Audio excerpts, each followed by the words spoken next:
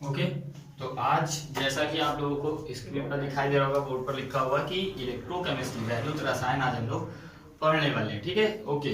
तो आज इसी के बारे में हम लोग चर्चा करेंगे। ठीक है, मेरा नाम आमिर है और हम लोग जो है ऑनलाइन एजुकेशन चैनल पर जो है सारी पूरा एनसीईआरटी का जो सिलेबस है वो कवर कर रहे हैं। ठीक है, तो इलेक्ट्रोकेमिस्ट्री अगर हम बात करें वैद्युत रसायन की, तो आपके बोर्ड एग्जाम में ये 5 मार्क्स का पूछा जाने वाला है। ठीक है, अब 5 मार्क्स के लिए अगर हम लोग पढ़ेंगे तो जितना है वो तो पढ़ेंगे ही पढ़ेंगे, लेकिन साथ में कुछ नॉलेजेबल चीजें, ताकि आपका बोर्ड एग्जाम होने के बाद जो एंट्रेंस एग्जाम होते हैं उससे इलेक्ट्रोकेमिस्ट्री से मिनिमम 10 मार्क्स का पूछता है। बहुत अच्छे अच्छे क्वेश्चन इससे ड्राइव होते हैं। ठीक है, नाम से ही काम है, बहुत अच्छा टॉपिक है ये। ठीक है, एक एक चीज हम लोग बढ़िया से समझेंगे और एकदम लो से चलेंगे और हाई तक जाएंगे। ठीक, ओके, शुरू करते हैं। तो जैसा कि आज पता है कि 22 तारीख है, मतलब 22 अप्रैल है, और यही आज खुशी का दिन है कि 1 महीना हो गया है। 22 मार्च को जो है जनता कर्फ्यू 22 मार्च 2020 को लगा था और आज 22 अप्रैल 2020 है।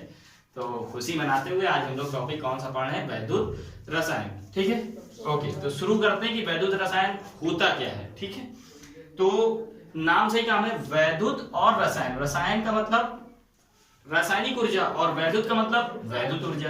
तो इसका मतलब ये हुआ कि रसायन विज्ञान की वो शाखा है, मतलब वैद्युत रसायन एक रसायन विज्ञान की वो शाखा है जिसके अंतर्गत वैद्युत ऊर्जा को रासायनिक ऊर्जा में और रासायनिक ऊर्जा को वैद्युत ऊर्जा में परिवर्तित करने को या कैसे करते हैं, इसका अध्ययन हम लोग इलेक्ट्रोकेमिस्ट्री में करते हैं। बात समझ आ गई? अगर लिखना चाहें तो हम लोग ऐसा लिख सकते हैं, रसायन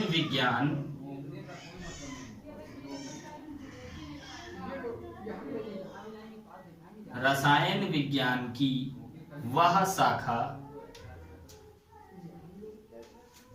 जिसके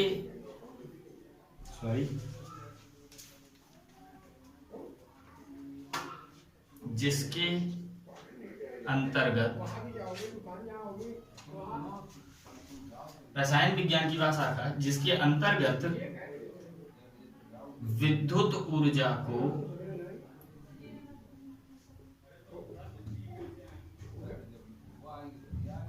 रासायनिक ऊर्जा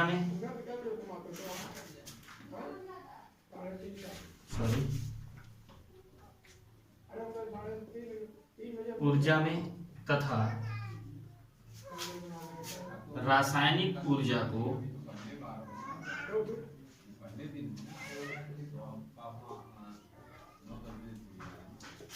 वैद्युत ऊर्जा में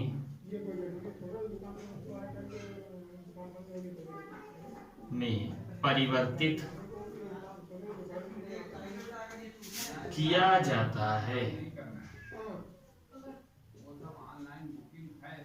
ठीक, तो ये डिफिनेशन होगी कि वैद्युत रसायन होता क्या है। तो रसायन विज्ञान की शाखा जिसके अंतर्गत वैद्युत ऊर्जा को रासायनिक ऊर्जा में और रासायनिक ऊर्जा को विद्युत ऊर्जा में परिवर्तित किया जाता है। ठीक, ओके, अब थोड़ा सा धीरे धीरे हम लोग आगे बढ़ेंगे। ओके, तो पता चल गया कि इलेक्ट्रोकेमिस्ट्री होती क्या है। ठीक है, आप लोग माइंड में ये सेटअप मत करके बैठना कि 5 मार्क्स का इससे आना है और 5 मार्क्स का ही पढ़ने के बस खत्म। इसे नॉलेज के लिए ही पढ़ना, क्योंकि आगे जितने भी बोर्ड या इंट्रेंस एग्जाम होते हैं उसमें बहुत अच्छे से ये टॉपिक पूछा जाता है। ठीक है, तो अब हम लोग जानेंगे कि इलेक्ट्रोड क्या होता है। क्या चीज? इलेक्ट्रोड। ठीक है, ये क्या चीज होती है या किसे बोलते हैं? ठीक है, तो होता क्या है ये कि जैसे एक हमने कोई पात्र लिया या कोई भी बर्तन लिया और उसमें हमने कुछ सॉल्यूशन फिल कर दिया। ठीक है, और इसमें एक रॉड डाल दिया, छड़ जिसे बोलते हैं, हमने एक छड़ डाल दी, और ये जो सॉल्यूशन है वो किस चीज का है? कुछ किसी भी चीज का हो सकता है, जैसे ZnSO4 जिंक सल्फेट का हो सकता है या कॉपर सल्फेट का हो सकता है, किसी भी चीज का ये सॉल्यूशन हो सकता है। ठीक, और जिस चीज का सॉल्यूशन होगा उसी चीज की जो मतलब जिस चीज का सॉल्यूशन है उसी की छड़ लेते हैं। अगर जिंक सल्फेट है तो जिंक की छड़ लेंगे, अगर कॉपर है तो कॉपर की ये छड़ लेंगे। ठीक है, तो ऐसा करने पर अगर तो जब ऐसा कर दिया तो ये जो पूरा सिस्टम हमारा बना, इस पूरे सिस्टम को ही हम लोग क्या बोलते हैं? इलेक्ट्रोड बोलते हैं। बात समझ में आई? कोई भी एक सोल्यूशन लेंगे, चाहिए और भी बहुत सारे, तो कोई भी एक ही ले सकते हैं, मिक्स नहीं करेंगे, और जो लेंगे उसी की छड़ भी लेंगे। अगर जिंक सल्फेट लिया है मैंने तो जिंक की छड़ होगी, कॉपर सल्फेट लिया तो कॉपर सल्फेट होगी। इट मींस अगर इलेक्ट्रोड की डेफिनेशन देखी जाए तो हम ऐसा लिख सकते हैं, जब किसी धातु की छड़ को उसी के लवण के विलयन में डुबोया जाता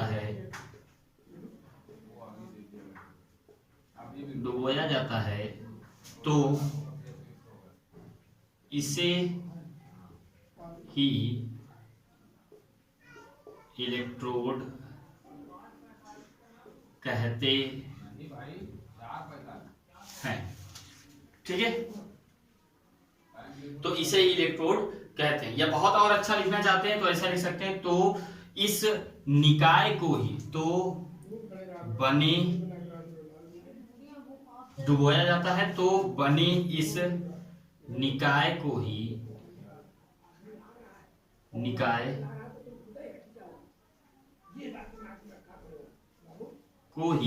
इलेक्ट्रोड कहते हैं। ठीक है, तो इलेक्ट्रोड क्या होता है समझ में आ गया? जब किसी भी धातु की छड़ को उसी के सॉल्ट के विलयन में डुबोया जाता है तो इस पूरे निकाय को, इस पूरे सिस्टम को ही इलेक्ट्रोड कहते हैं। बात समझ में आई? अगर डायग्राम बनाना चाहे तो आप ऐसे ही एक डायग्राम बना सकते हैं। एक बार जिंक लेकर के दिखा दे, एक बार कॉपर लेकर के दिखा दे, हटा दिया इसको, एक बार इसी लेके दूसरा डायग्राम बना के एक छड़ जिंक सल्फेट जिंक ले लेंगे और सॉल्ट जिंक सल्फेट ले लेंगे और इसी तरीके दिखा देंगे। ओके, अब आगे बढ़ते हैं और थोड़ा थोड़ा बढ़ते जाएंगे और पढ़ते जाएंगे। ये सारी चीज ध्यान रखिएगा, वैद्युत रासायनिक सेल पढ़ लेंगे, सारी चीजों का यूज है, इसीलिए मैं पहले ये सब बता रहा हूं ताकि आपको वो समझने में परेशानी ना हो। ठीक है, अब पढ़ते हैं कि इलेक्ट्रोड विभव क्या चीज होती है। क्या चीज? इलेक्ट्रोड विभव, ये क्या चीज होती है। ठीक है, तो सेम चीज है, अभी इलेक्ट्रोड समझ चुके हैं। अब इलेक्ट्रोड विभव मतलब वोल्टेज कहीं पर आएगा, विभव का मतलब विभवांतर है ना, और विभवांतर का मतलब वोल्टेज, तो वोल्टेज कहीं पर यहाँ डेवलप होगा, उसी वोल्टेज को हम लोग क्या बोलेंगे? इलेक्ट्रोड विभव। तो कैसे डेवलप होगा? जैसे अभी मैंने बताया, एक इलेक्ट्रोड बनाते हैं, तो इलेक्ट्रोड बनने के लिए क्या होगा? एक सॉल्ट का सोल्यूशन लेंगे, तो मान लीजिए हमने ले लिया जिंक सल्फेट का सोल्यूशन, तो इसमें छड़ कौन सी डुबोएंगे? जिंक की ही डुबोएंगे, तो ये पूरा सिस्टम इलेक्ट्रोड हो गया। तो जब ऐसा किया जाता है कि जब किसी भी धातु की छड़ को उसी के सॉल्ट के विलयन में डुबोया जाता है तो वो जो धातु की छड़ है वो इस सॉल्यूशन के, इस विलयन के सापेक्ष क्या हो जाती है? धनावेशित हो जाती है या ऋणावेशित हो जाती है, मतलब इसमें चार्ज आ जाता है, धनावेशित आ जाती है या ऋणावेशित हो जाती है। तो इस धातु की छड़ और इस विलयन, इन दोनों के मध्य में एक वोल्टेज डेवलप हो जाता है, एक विभव डेवलप हो जाता है, एक विभवांतर आ जाता है। उसी विभवांतर को हम लोग क्या बोलते हैं? इलेक्ट्रोड विभव। बात समझ में आई? ठीक है, लिख लेंगे। अगर लिखना चाहें तो ऐसा लिख सकते हैं कि जब किसी धातु की छड़ को, जब किसी धातु की छड़ को उसी के, जब किसी धातु की छड़ को उसी के लवण के विलयन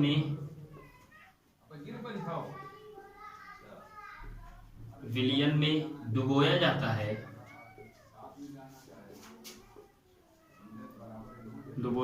है तो धातु की छड़ विलयन के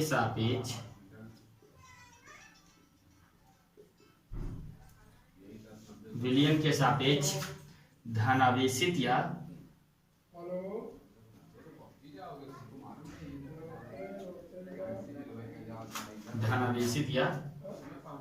ऋणावेशित हो जाती है, ऋणावेशित हो जाती है। तथा विलयन और क्षण के मध्य एक विभवांतर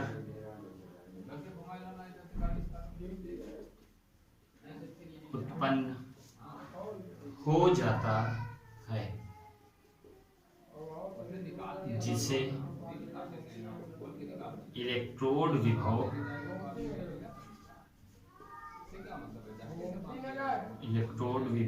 कहते हैं। ओके, बात समझ में आई? नोट कर ले, ठीक है, नोट कर लिया। रफ करते समझ में आ गया होगा। आपको ये सब लिख लेना है, लेकिन सिर्फ डायग्राम दे करके आपको बोलना है बस। जब किसी धातु की छड़ को उसी के लवण के विलयन में डुबोते हैं तो उस छड़, वो जो छड़ है वो विलयन के सापेक्ष धनावेशित हो जाती है या ऋणावेशित हो जाती है, और विलयन और छड़ के मध्य में एक विभवांतर उत्पन्न हो जाता है, जिसे ही इलेक्ट्रोड विभव कहते हैं। ठीक, अब ये जो इलेक्ट्रोड विभव है ये 2 टाइप का होता है। ये इलेक्ट्रोड विभव कितने टाइप का होगा? 2 टाइप का होता है। ठीक है, कौन कौन सा जानते ही होंगे आप लोग। एक होता है आक्सीकारक विभव और एक होता है अपचायक विभव। आक्सीकारक विभव मतलब जैसे जिंक हमने लिया तो क्या होता है, जिंक 2 इलेक्ट्रॉन जो होता है वो विलयन में डोनेट कर देता है। तो जिंक जब 2 इलेक्ट्रॉन दे देता है तो Zn+2 हो जाता है और 2 इलेक्ट्रॉन इसने क्या कर दिया, डोनेट कर दिया। तो जो इलेक्ट्रोड विभव था ये 2 प्रकार का था। ठीक है, कौन कौन सा?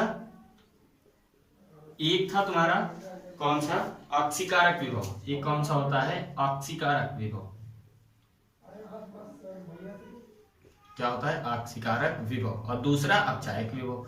तो पहला हम लोग पढ़ रहे हैं आक्सीकारक विभव। तो Zn 2 इलेक्ट्रॉन विलयन को डोनेट कर देता है, इस वजह से इस पे Zn+2 आ जाता है। तो पहले 0 था, अब Zn+2 हो गया और 2 इलेक्ट्रॉन इसने डोनेट कर दिया। तो ये यहाँ जो विभव या विभवांतर डेवलप होगा उसे हम लोग कौन सा विभव बोलेंगे, आक्सीकारक विभव। और जब कॉपर जो चीज है ये क्या होती है कि 2 इलेक्ट्रॉन इसने एक्सेप्ट कर लिया, +2 था और 2 इलेक्ट्रॉन इसने एक्सेप्ट किया और ये किसमें चेंज हो गया, कॉपर 0 में। अब इस यहाँ पे जो डेवलप होगा विभवांतर उसे हम लोग क्या बोलेंगे, अपचायक विभव। कौन सा विभव, अपचायक विभव, अपचायक इलेक्ट्रोड विभव।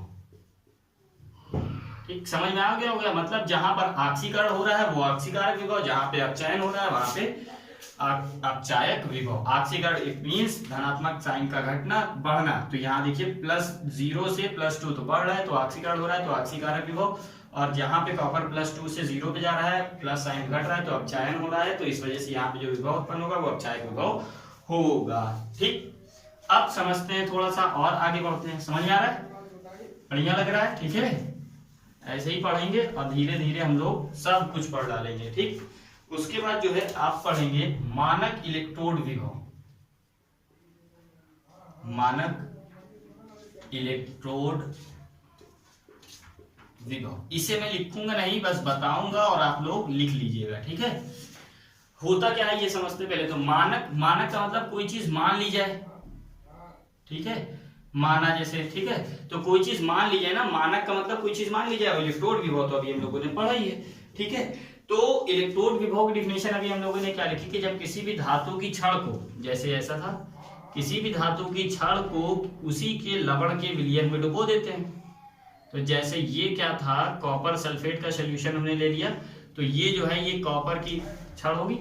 तो जब किसी भी धातु की छड़ को उसी के सॉल्ट के विलयन में डुबोते हैं तो वो छड़ जो है वो धनावेशित हो जाती है, ऋणावेशित हो जाती है, और छड़ और विलयन के सापेक्ष या दोनों के मध्य एक विभवांतर उत्पन्न होता है, जिसे इलेक्ट्रोड विभव कहते हैं। अब मानक इलेक्ट्रोड विभव, तो मान लेते हैं कुछ चीजें फिक्स कर दी गई हैं। क्या क्या, कि जो अब टेम्परेचर होना चाहिए, ताप जो है वो 25 डिग्री सेल्सियस होना चाहिए। टेम्परेचर कितना होना चाहिए, 25 डिग्री सेल्सियस। और जो दाब हो वो अब कितना हो, 1 वायुमंडलीय, 1 एटीएम।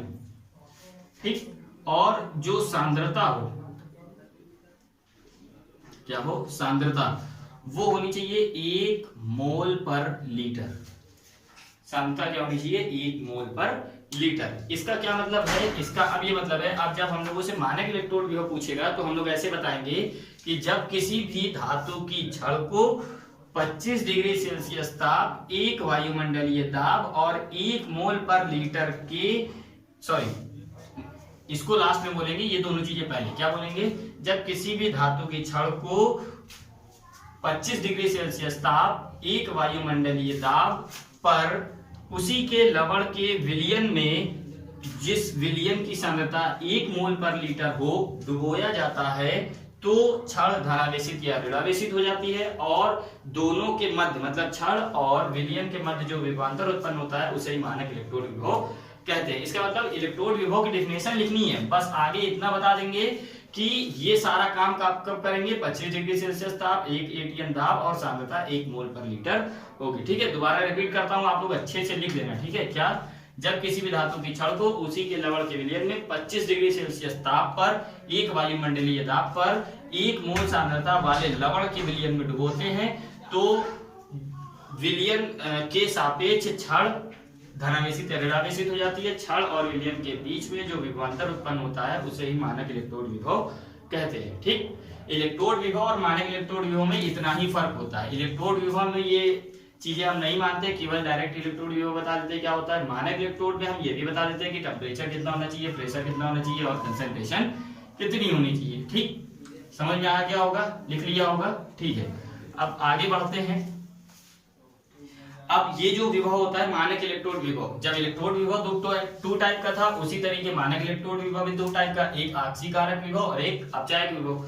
तो अब अपचायक विभव का यूज करेंगे, अपचायक इलेक्ट्रोड विभव। ठीक है, तो यहीं पर 2 चीजें होती हैं, क्या क्या? एक ऑक्सीकारक विभव या ऑक्सीकारक इलेक्ट्रोड विभव। ऑक्सीकारक, नीचे लिखते हैं थोड़ा सा, ऑक्सीकारक विभव, ऑक्सीकारक मानक इलेक्ट्रोड विभव,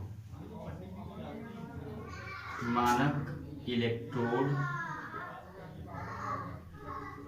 विभव इक्वल टू होता है माइनस अपचायक इलेक्ट्रोड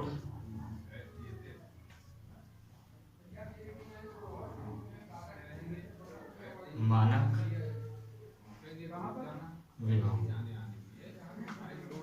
ठीक, तो यहाँ पे आपको ये एक फॉर्मूला यहाँ पे ये दिख रहा है, दोनों चीजें मतलब अगर संख्यात्मक मान न्यूमेरिकल वैल्यू की बात करें तो आक्सीकारक मानक इलेक्ट्रोड विभव और अपचायक मानक इलेक्ट्रोड विभव ये बराबर होते हैं, बस क्या होता है साइन का अंतर, ये प्लस में होता है और ये मानक अपचायक विभव माइनस में होता है। ठीक, 2 टाइप के होते हैं। ठीक है, बस अब चलते हैं हम लोग वैद्युत रासायनिक श्रेणी की तरफ और फिर जस्ट उसके बाद तुरंत हम लोग पढ़ेंगे वैद्युत रासायनिक सेल। ठीक है, तो वैद्युत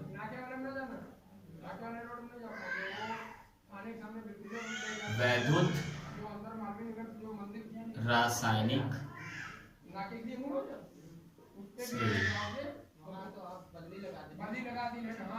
वैद्युत रासायनिक श्रेणी। ठीक है, अब ये हो सकता है कुछ लोगों ने पहले ही पढ़ रखा हो और जो लोग नहीं जानते वो बढ़िया से पढ़ेंगे, बहुत अच्छी चीज है। बस जो अभी बताया है उसे ध्यान रखिए, क्योंकि मैं स्टेप बाय स्टेप बताता हूँ तो हर एक चीज दूसरी चीज से रिलेट जरूर होगी। ठीक है, और बस इसे खत्म करने के बाद हम लोग डायरेक्ट पढ़ेंगे वैद्युत रासायनिक सेल, और बहुत अच्छा टॉपिक है और बहुत चीजें इससे भी पूछी जाती हैं। ठीक है, अब वैद्युत रासायनिक सीरीज क्या होती है या वैद्युत रासायनिक श्रेणी क्या होती है, इसकी डिफिनेशन पहले क्या होती है लिख देते। तो तत्वों को उनके अपचायक विभव, तत्वों को उनके अपचायक विभव के बढ़ते क्रम में लिखने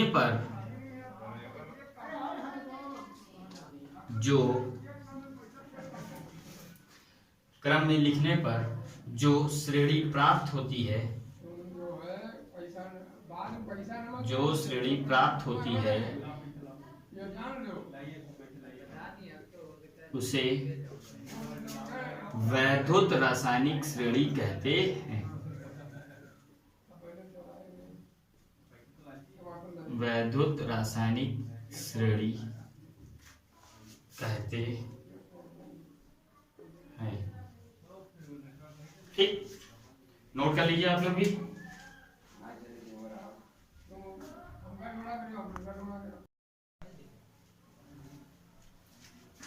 ठीक है, तो लिख लिया होगा आप लोगों ने, आ भी गया होगा। तो आज पढ़ते हैं, ठीक है। तो सॉरी, आज क्या पढ़ते हैं, तो पढ़ ही रहे हैं, ठीक है। तो वैद्युत रासायनिक श्रेणी समझ में आ गया होगा। अब ये तो डिफिनेशन है कि होती क्या है, कि जब तत्वों को उनके अपचायक विभव के घटते हुए क्रम में लिखा जाएगा, ठीक है। जब अपचायक विभव के बढ़ते क्रम में लिखा जाएगा, सॉरी बढ़ते क्रम में जब लिखा जाएगा तत्वों को उनके अपचायक विभव के बढ़ते क्रम में लिखने पर जो श्रेणी प्राप्त होगी उसे ही वैद्युत रासायनिक श्रेणी कहते हैं। ठीक है, बात समझ में आ गई। अब वैद्युत रासायनिक श्रेणी होती क्या है उसको लिखते हैं, और हो सकता है कुछ लोगों को पहले से आती हो, ठीक है, क्योंकि मैंने जो है हाई स्कूल में पढ़ाया है, तो या फर्स्ट ईयर में पढ़ाया होगा, तो उसमें से भी कई लोगों को लर्न होगा, लेकिन फिर भी हम लोग जानते हैं, जिन्हें नहीं आता है वो केयरफुली देखेंगे। ठीक है, होता क्या है, lithium, potassium, beryllium, strontium, calcium, sodium, magnesium, aluminium, manganese, zinc, chromium, iron, cadmium, cobalt, nickel,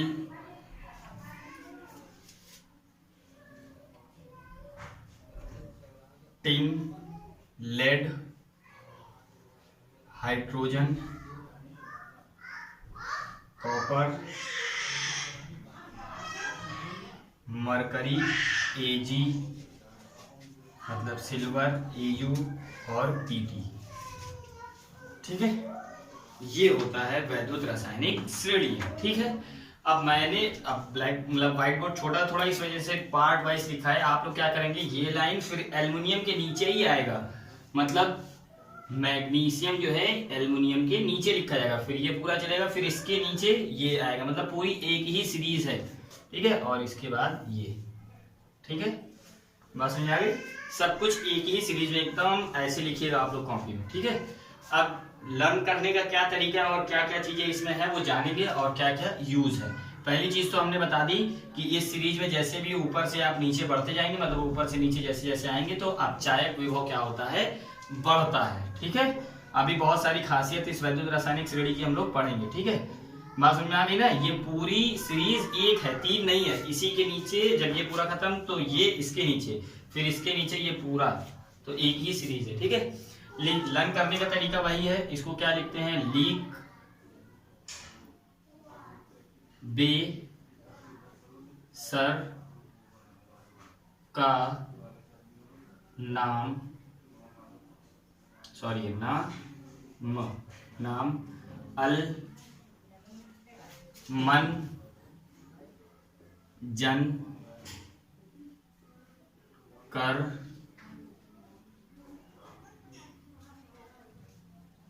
फिर कण को नी। ठीक, 3 दिन, 3 दिन मतलब 3 दिन। लेड मतलब लेटा, हाइड्रोजन तो हाइड्रोजन ही रहेगा, क्यों, Hg मरकरी मतलब मरता है, आज Au आज पीट आओ होता है। ठीक है, पीट आओ। ठीक है, पीट। ठीक है, प्लेटिनम मतलब पीक, ठीक है। तो ये लर्न करने का तरीका है क्या, लिख बे सर का नाम अनुबंजन कर, फिर कर को नी, हाइड्रोजन क्यों 3 दिन लेटा हाइड्रोजन क्यों मरता है, आज पीट आओ, ठीक है। ली मतलब लिथियम, के मतलब खा मतलब पोटेशियम, बे मतलब बेरिलियम, इसी तरीके सारी चीजों का मीनिंग है। तो लर्न करने का तरीका भी यही है, ठीक है। अब बहुत सारी खास बात है उसको समझते हैं, ठीक है। तो इसमें कुछ चीजें यहीं पे बना लेंगे। लिथियम से स्टार्ट होती है, ठीक है, और लिथियम से लेकर के जब तक हाइड्रोजन नहीं आ जाता है, मतलब लेड तक, मतलब लिथियम से लेकर के लेड तक, यहां तक जो वैद्युत विभव होता है, मतलब अपचायक विभव जो अभी हम लोगों ने पढ़ा है, वो ऋणात्मक होता है। लिथियम से लेकर के लेड तक आप लोग ऐसे बना लीजिएगा कॉपी में, जब पूरी सीरीज लिखिएगा और कहां तक, लेड तक। इसमें इसी सीरीज में ऐसे लिख दिया, मतलब यहां से शुरुआत होगी और पूरी नीचे तक जाएगी, कहां तक, लेड तक। वहां तक रोकने के बाद मतलब लेड तक के जो अपचायक विभव होता है, अपचायक विभव, ये ऋणात्मक होता है। क्या होता है, ऋणात्मक होता है, ऋणात्मक होता है अपचायक विभव। और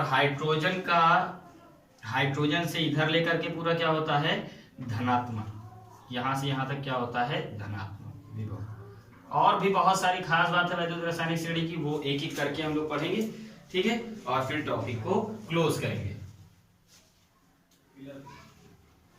ठीक है। नोट कर लिया वैद्युत रासायनिक श्रेणी। अब वैद्युत रासायनिक श्रेणी के कुछ लक्षण हैं उसको पढ़ते हैं, और अनुप्रयोग क्या होते हैं वो भी देखेंगे, ठीक है।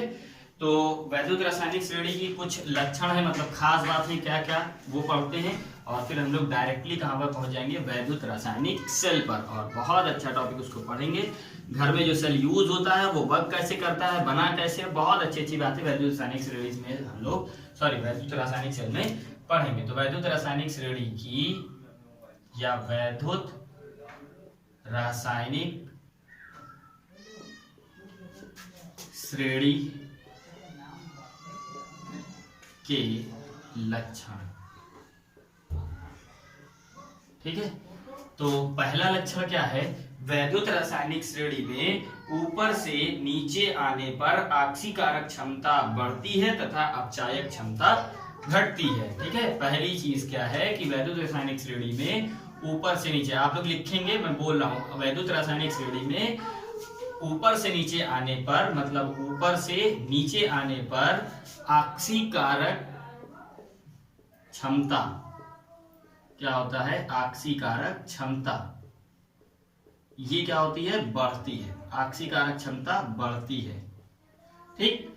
और अपचायक क्षमता इसका अपोजिट है, तो अपचायक क्षमता क्या होगी, घटती है, अपचायक क्षमता घटती है, ठीक। ये पहली प्रॉपर्टी। दूसरी वैद्युत रासायनिक श्रेणी की क्या खास बात है कि ऊपर से नीचे आने पर क्रियाशीलता घटती है, ठीक है। ऊपर से मतलब वैद्युत रासायनिक श्रेणी में ऊपर से नीचे आने पर तत्वों की क्रियाशीलता क्या होती है, क्रियाशीलता घटती है। ऊपर से नीचे आने पर, ऊपर से नीचे आने पर तत्वों की क्रियाशीलता क्या होती है, घटती है, ठीक है। समझ में आ रहा। थर्ड क्या है इसकी प्रॉपर्टी कि ऊपर से नीचे आने पर धन विद्युतीय लक्षण घटता है। ऊपर से नीचे आने पर धन विद्युतीय लक्षण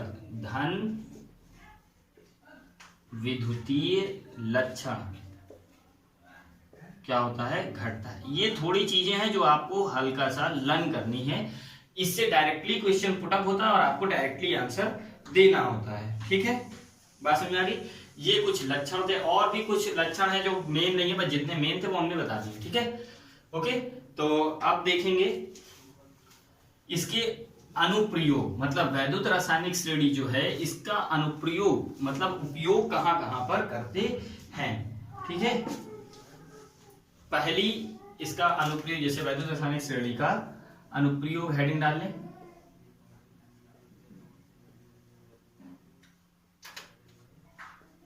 ठीक है। पहला अनुप्रयोग इसका क्या है कि वैद्युत रासायनिक श्रेणी में कोई भी तत्व, ठीक है, अपने से नीचे वाले तत्व को उसके विलयन से विस्थापित कर सकता है। कोई भी तत्व, नीचे वाला तत्व ऊपर वाले को विस्थापित नहीं कर सकता है, ठीक है। तो वैद्युत रासायनिक श्रेणी में कोई भी तत्व अपने नीचे वाले तत्वों को उसके विलयन से विस्थापित कर सकता है। तो जैसे जिंक है, कॉपर सल्फेट, ये ले लिया हमने। अब देखिए, अगर वैद्युत रासायनिक श्रेणी देखें तो जिंक क्या होता है, ऊपर, और कॉपर कहाँ होता है, नीचे। तो जिंक जो है वो कॉपर के विलयन से विस्थापित कर देगा, और ये क्या बन जाएगा, ZnSO4, और कॉपर क्या हो जाएगा, विस्थापित हो जाएगा। अगर इसी को ऐसा लिख देते हैं, ZnSO4, या सीधा ही सीधा लिखते हैं ताकि समझ में आए, कॉपर प्लस ZnSO4। अब क्या कॉपर जिंक को विस्थापित कर सकता है? कॉपर नीचे होता है, जिंक ऊपर होता है, तो नीचे वाले तत्व अपने ऊपर वाले तत्व को विस्थापित नहीं कर सकते हैं, तो ये क्रिया हो ही नहीं सकती है, ठीक है। तो पहला आप लोगों को लिख लेना है कि कोई भी वैद्युत रासायनिक श्रेणी का कोई भी तत्व अपने नीचे वाले तत्व को उसके लवण के विलयन से विस्थापित कर सकता है, ठीक है। बात समझ आ गई, ठीक है।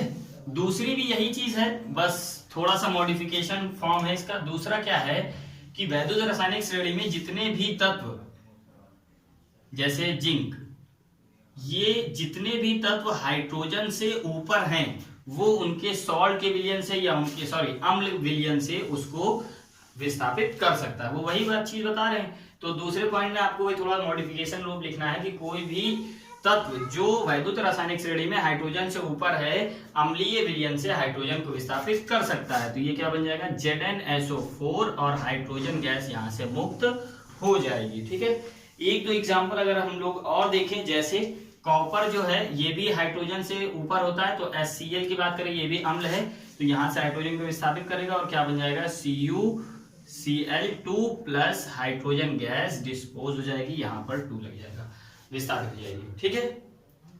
ओके, तो ये थे अनुप्रयोग किसके, वैद्युत रासायनिक श्रेणी के। बात समझ आ गई, ठीक है। अब जल्दी से जो है एक दो क्वेश्चन है जो मैंने चीजें बताई हैं, इससे एक दो क्वेश्चन जो बोर्ड में पूछता है वो करते हैं, और फिर नेक्स्ट वीडियो में हम लोग देखेंगे कि वैद्युत रासायनिक सेल क्या चीज होती है, कैसे होता है, क्या बनता है, वर्क क्या है, और कैसे जो घरों में हमारे यूज हो रहा है सेल वो वर्क कैसे करता है। तो जो चीज हमने अभी बताई है वैद्युत रासायनिक श्रेणी में, सारी चीजें कि ऊपर से नीचे की ओर क्रियाशीलता घटती है, और बहुत सारी चीजें कि आक्सीय कारक गुण, अपचायक गुण कैसे घटता है, ये सब बताया ना कि क्या चीज ऊपर से नीचे की ओर घटती है, क्या बढ़ती है।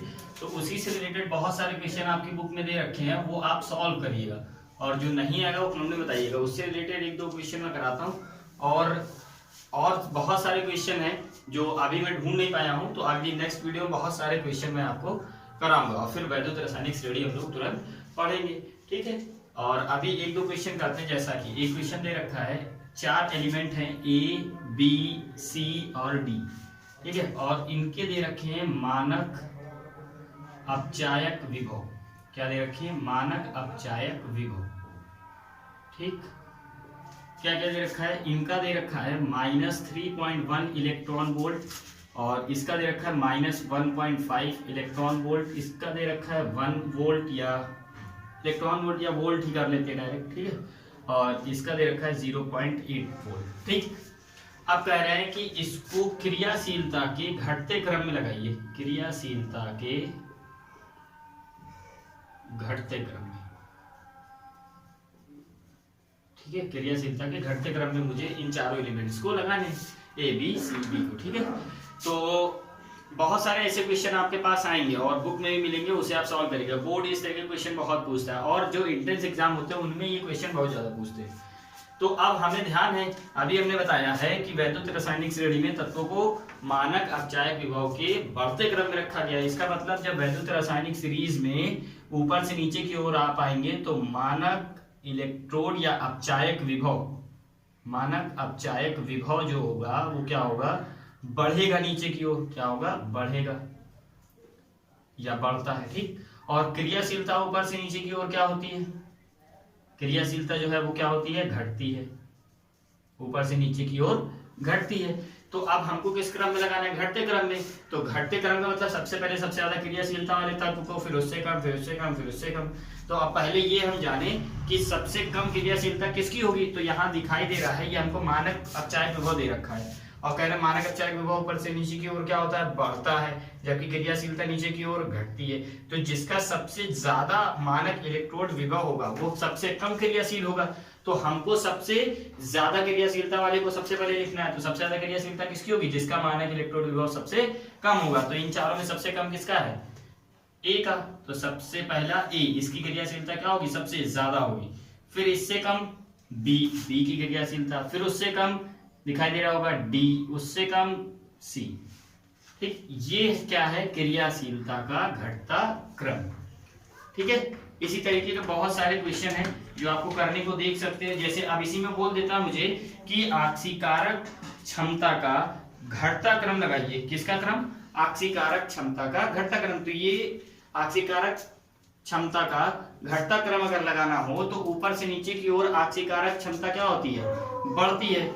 या हाँ, आक्सीकारक क्षमता क्या होती है, ऊपर से नीचे की ओर बढ़ती है। तो वो भी बढ़ता है, मानक इलेक्ट्रोड विभव भी बढ़ता है। तो जिसका सबसे ज्यादा उसका सबसे ज्यादा। तो यहाँ पे क्या लिखेंगे, सी, फिर बी, फिर बी, फिर ए। ये हो गया क्या, आक्सीकारक क्षमता का घटता क्रम। ये कौन सा क्रम है, आक्सीकारक का घटता क्रम। ठीक है, कोई भी डाउट हो अगर इन क्वेश्चनों में तो आप बताइएगा कमेंट में, मैं उसे नेक्स्ट वीडियो में कमेंट में ही उसको आपका डाउट क्लियर करने की कोशिश करूंगा। नहीं तो अभी नेक्स्ट वीडियो में बहुत सारे क्वेश्चन इससे रिलेटेड करेंगे। ठीक है, तो फिर मिलते हैं नेक्स्ट वीडियो में और वैद्युत रासायनिक जो सेल है उसको पढ़ते हैं, जो घरों में यूज होता है, कैसे क्या वर्क है, क्रियाविधि है, क्या उसका डायग्राम है, सब कुछ बढ़िया से डिटेल में पढ़ेंगे। Okay, thank you so much.